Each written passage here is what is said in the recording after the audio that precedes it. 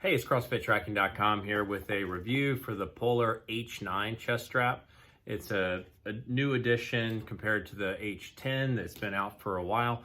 And as I've said in all the reviews for different devices and watches, one of the most important things for accurately tracking your workout output, as well as your load over time, as well as just all the base components of effectively tracking your CrossFit training, is using a chest strap. All the optical sensors with all the wrist flex that goes into CrossFit training, they're not going to produce accurate or completely accurate heart rate results, which flow through to the workout output and all the primary components. So using a chest strap is, I think, fundamentally important, and the H9, I believe, is one of the best solutions out there.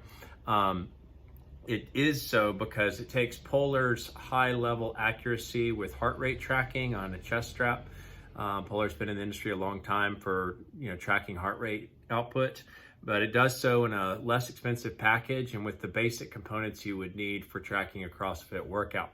So the H9 is basically the same size puck, and we'll look at them side by side in a minute. The slight differences in the straps: the H9 ships with a soft strap, which is a little bit softer. The amount of the range for the heart rate tracking you'll see on the back of the strap is a little bit less than what they call the Pro strap that ships with the H10. But it connects via Bluetooth and ANT+. One of the differences between the H9 and the H10 is the H9 only transmits to one Bluetooth device rather than to two Bluetooth devices for the H10, but that wouldn't matter as much. A lot of times we're just going to use this for tracking to a singular device, and it connects to a limitless number of ANT+ devices. So you can connect to a bike, you can connect to another watch, or a watch that uses ANT+, you can connect to whatever ANT+ type of things you want to.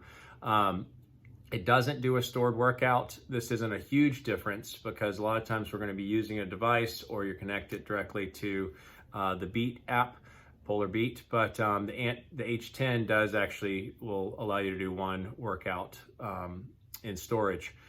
Same battery life as the H10, 400 hours. Same waterproof depth is 30 meters. Same weight as the H10. The puck weighs 21 grams. The strap weighs 39 grams.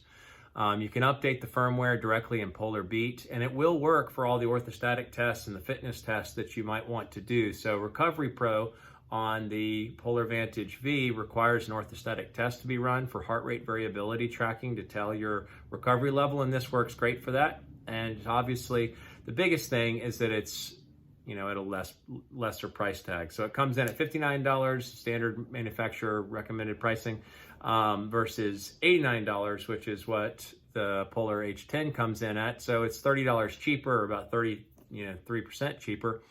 The battery is easy to change. It has just a little pop top on the back where you change it with another watch battery, the CR 2025, I think.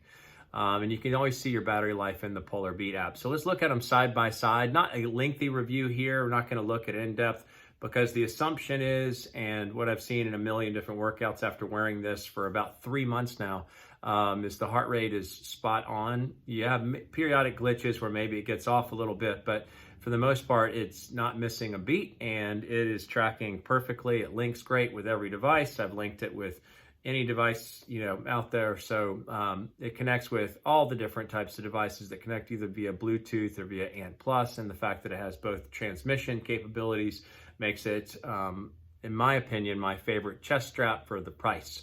Does that super accurate for the price and all those other great components. So let's look at the side by side.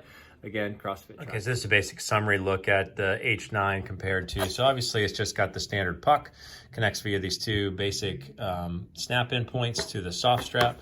Soft strap is just a little bit thinner material. It's a little bit more stretchy. It doesn't include a snap closure. It just includes a slide-in closure. The biggest difference you'll see, and you can see the difference in the size, is basically the same size puck with just a different coloring and same basic thickness. You can see here. So no differences there. They say that the Polar H10 might have higher accuracy, and I think that's just because the straps themselves. So if you look at the comparison of the straps, so the soft strap here on top, you have the same basic coverage area on the main receiving point. But on the Pro strap, you get a little extra piece right here, which is supposed to help with slippage or just higher accuracy. I haven't noticed any difference, and you shouldn't probably notice much difference. But that's the only real difference between the straps. I mean, obviously the H10 strap, it has like these little rubberized things to hold better. It's got a little bit thicker material, but other than that, and you can obviously pick up straps online for relatively cheap.